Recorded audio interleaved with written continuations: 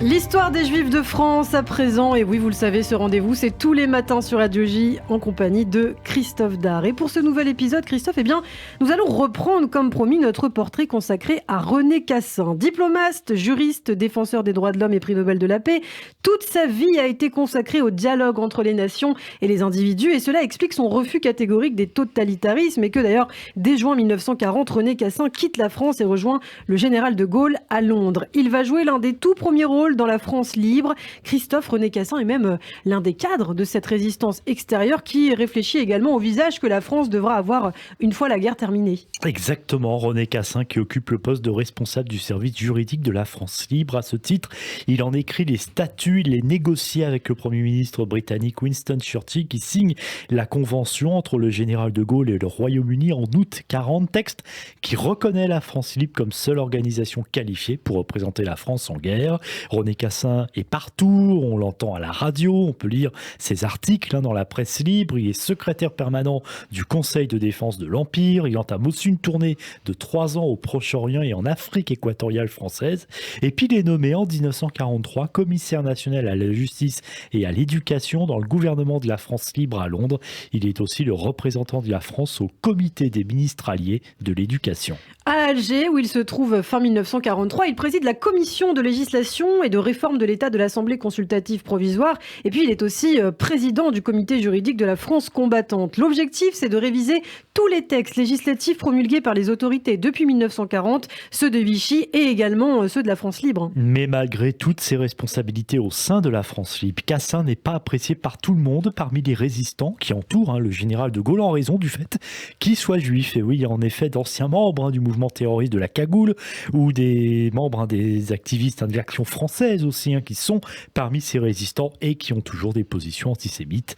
À Londres puis à Alger, Cassin est aussi en relation avec de nombreuses associations juives. En septembre 1942, il rédige une note sur le sauvetage des Israélites français. Il propose alors que les États-Unis interviennent auprès du Vatican afin que celui-ci obtienne de Vichy que les Juifs de France soient évacués vers l'Argentine. Une partie de la famille de René Cassin, juive et restée en France, est menacée de déportation. Il écrit alors dans son journal en janvier 1943 « Aucune nouvelle des Juifs, de notre famille, des cris de détresse, des appels au secours arrivent de France. Il faudra bien vite gagner pour trouver vivants ceux qu'on aime. » Hélas, René Cassin perdra plus de 20 membres de sa famille dans les camps, dont sa sœur et son beau-frère. À partir de 1943, et bien qu'agnostique depuis plusieurs années, René Cassin se voit attribuer par le général de Gaulle la présidence de l'Alliance israélite universelle qui avait été créée en 1860, mais dont le comité central a cessé d'exercer depuis que Vichy, le régime de Vichy, est au pouvoir. Et René Cassin fait adhérer l'Alliance israélite universelle au Conseil représentatif des institutions juives de France, le CRIF, à sa création en 1944. Cassin occupera la présidence de l'AIU jusqu'en 1976, on y reviendra, et de 1943 à 1945. Parallèlement, René Cassin est aussi représentant de la France à la commission d'enquête sur les crimes de guerre. À la fin du conflit, René Cassin devient l'un des juristes les plus reconnus. Vice-président du Conseil d'État depuis 1944, il fait partie des fondateurs aussi de l'UNESCO et il préside pendant 16 ans le conseil d'administration de l'École nationale d'administration. Et il est également membre de la Commission des droits de l'homme des Nations Unies. C'est dans cette commission qu'il a la charge de rédiger le projet de déclaration universelle des droits de l'homme, texte adopté le 10 décembre 1948 par l'Assemblée générale des Nations Unies. En tant que rapporteur de la commission sur le projet de déclaration, René Cassin déclare devant l'Assemblée générale « Notre déclaration se présente comme la plus vigoureuse, la plus nécessaire des protestations de l'humanité contre les atrocités et les oppressions dont tant de millions d'êtres humains ont été victimes à travers les siècles, et plus particulièrement pendant et entre les 2 premières guerres mondiales, dernière guerre mondiale ». Fin de citation. Au cours des années suivantes, René Cassin multiplie les fonctions. Membre de l'Institut et de l'Académie des sciences morales et politiques, dont il deviendra président. Il fonde l'École des relations internationales et puis il est délégué de la France au Conseil de l'Europe. Ouais, ça fait beaucoup de choses à ce titre. Il est à la base des signatures de conventions culturelles pour la protection des langues, des minorités, des brevets brevets ou bien encore de la télévision sans frontières. Président du Conseil constitutionnel provisoire en 1958, c'est lui qui proclame officiellement l'élection du général de Gaulle à la présidence de la République et dont a lieu le serment le 8 janvier 1959 à l'Élysée. Cette même année, il est juge membre de la Cour européenne des droits de l'homme, il en devient vice-président, puis président en 1965 et puis il est aussi membre du Conseil constitutionnel de 1960 à 1971 et aussi docteur honoris causa des universités d'Oxford, Londres, Mayence et Jérusalem.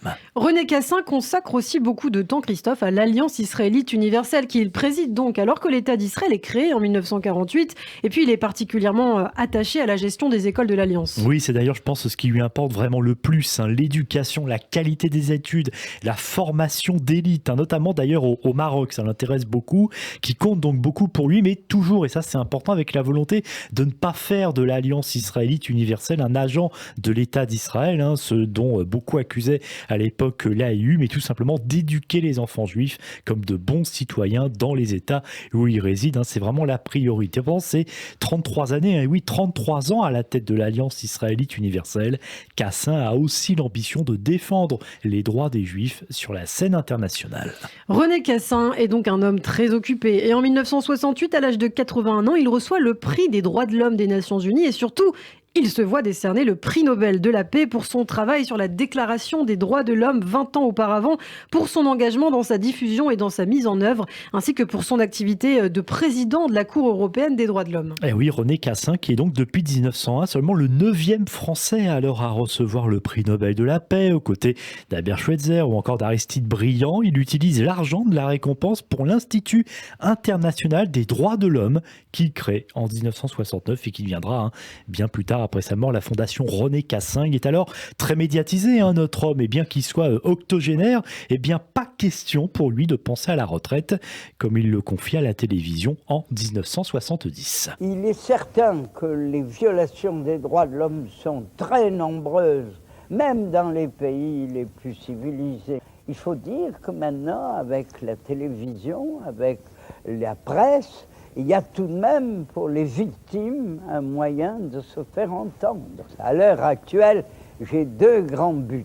Le premier, c'est d'obtenir que mon pays ratifie les conventions des droits de l'homme pour lesquelles on m'a envoyé en avant, je ne dis pas me faire tuer, puisque je suis bien vivant, mais enfin, propager des bonnes doctrines. Et la récompense de ma vie serait que mon pays ratifie ce que j'ai fait en son nom. Et puis, j'ai l'Institut des droits de l'homme que j'ai fondé à Strasbourg avec le montant, ou le principal du montant du prix Nobel, et cette tâche-là, qui est nouvelle, puisqu'elle ne remonte qu'à 1 an, je ne pense pas la terminer de sitôt. Et oui, la retraite à 65 ans, ce n'était donc pas pour René Cassin. Le regard malicieux et toujours l'œil vif en 1970 sur l'ORTF. Mais personne n'est éternel, Christophe. Compagnon de la libération, René Cassin meurt en 1976 à l'âge de 89 ans. Le 5 octobre 1987, à l'occasion du 100e anniversaire de sa naissance, sa dépouille est transférée au Panthéon à Paris. Mais sa mémoire, donc, elle est désormais éternelle. Le président François Mitterrand prononce un discours. Il déclare notamment « Il est des hommes illustres pour avoir incarné la douleur ou la gloire d'une époque. Il en est d'autres dont la grandeur est d'avoir su anticiper sur leur temps en y semant les germes du futur. René Cassin est de cela. » Cela faisait alors 23 ans, en 1987, que depuis 1964 et Jean Moulin, une personnalité n'était pas entrée au Panthéon. René Cassin, qui fait donc partie des 81 personnalités à ce jour, qui reposent dans le monument, lui qui a eu cette formule ô combien importante et qui pourrait presque tout résumer de sa vie.